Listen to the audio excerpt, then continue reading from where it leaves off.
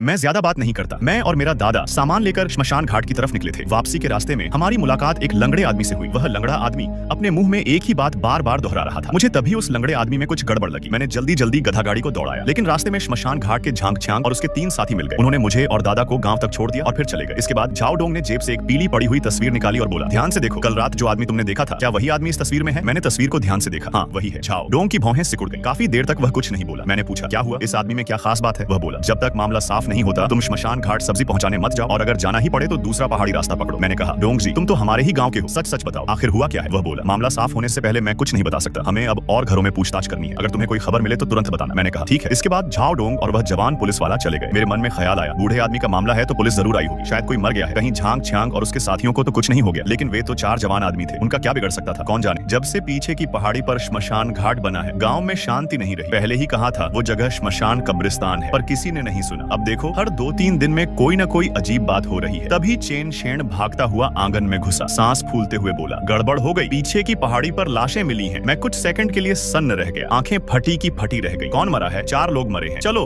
जल्दी चलें। हम सब पीछे की पहाड़ी की तरफ भागे। वहां पहुंचे तो झाओ डोंग और वही जवान पुलिस वाला पहले से मौजूद थे। पेड़ से 4 आदमी लटके हुए थे। मरने वाले झांग छांग और उसके साथी ही थे। मैं फिर कुछ पल के लिए सन्न रह गया। उनकी हालत बहुत भयानक थी। कपड़े फटे हुए थे, हड्डियां ऐसे टूटी थी जैसे किसी ने हाथ से मरोड़ दी हो। जीभ करीब 1 फुट बाहर निकली हुई थी। आंखें बुरी तरह खुली हुई थी। यह आत्महत्या बिल्कुल नहीं लग रही थी। गांव वाले डर से कांप उठे। भीड़ में किसी ने चिल्ला दिया, भूत, ये भूत का काम है। सबके चेहरे पीले पड़ गए। आंखों में खालिस डर था। झाओ डोंग बोला, बकवास मत करो, इस दुनिया में भूत नहीं होते, इंसान ही इंसान को डराता है। उसकी बात खत्म होते ही मैंने झाड़ियों में कुछ हिलता देखा। मैंने देखा झाड़ियों के पीछे आधा चेहरा दिखाई दिया। उस चेहरे पर एक लंबा सा निशान था। वही लंगड़ा आदमी। मैं डर के मारे दादा का हाथ पकड़कर फुसफुसाया, दादा, लंगड़ा आदमी वही है, जंगल में। दादा ने भौहें चढ़ाई। वह धीरे से झाओ डोंग के पास गया और बोला, डोंग जी, जिसे तुम ढूंढ रहे हो वह यहीं कहीं है। कहां? दादा ने जंगल की तरफ इशारा किया। झाओ डोंग ने एक नजर उधर डाली और जवान पुलिस वाले को इशारा किया। दोनों धीरे धीरे जंगल में आगे बढ़े, लेकिन वहां कुछ नहीं मिला, जबकि मैंने तो साफ देखा था। तभी भीड़ से एक औरत बाहर आई। उसका चेहरा पूरी तरह उजड़ा हुआ था, जैसे आत्मा ही खो गई हो। वह रोते हुए बोली, साहब, मेरी बेटी की लाश ढूंढ दीजिए। वह सिर्फ 18-19 साल की थी। लाश कैसे गुम हो गई? झाओ डोंग ने उसे शांत कराया। आप निश्चिंत रहें, हम जरूर ढूंढेंगे। औरत रोती रही, मेरे पति की लाश मिली क्या? हम ढूंढ रहे हैं, बहुत संभावना है कि वे जिंदा हो। औरत सिर हिलाते हुए बोली, बेटी की लाश गुम होने के बाद वह बिल्कुल टूट गया है। कई बार खुदकुशी की कोशिश की, इस बार मैं रोक नहीं पाई। झाओ डोंग ने पुलिस वाले से कहा, लियो, इन्हें आराम करने ले जाओ और थाने फोन करो। इसके बाद दादा बोले, मैं अब तमाशा नहीं देखूंगा, श्मशान घाट सब्जी देनी है। मैं बोला, मैं साथ चलूंगा। दोपहर तक हम श्मशान घाट पहुंच गए। सब्जी लेने वाला नया आदमी था। मैंने पूछा, क्या कोई आदमी की लाश मिली? वह चौंका, आदमी नहीं, लड़की की लाश गायब है। तभी मैंने दीवार पर एक तस्वीर देखी। वही लंगड़ा आदमी, उसका नाम ल्यू फू था। उसकी बेटी की लाश गुम हुई थी। वह रोज श्मशान घाट में हंगामा करता था। उसे सबक सिखाने के लिए झांग छांग ने उसे बुरी तरह पीटा था, यहाँ तक कि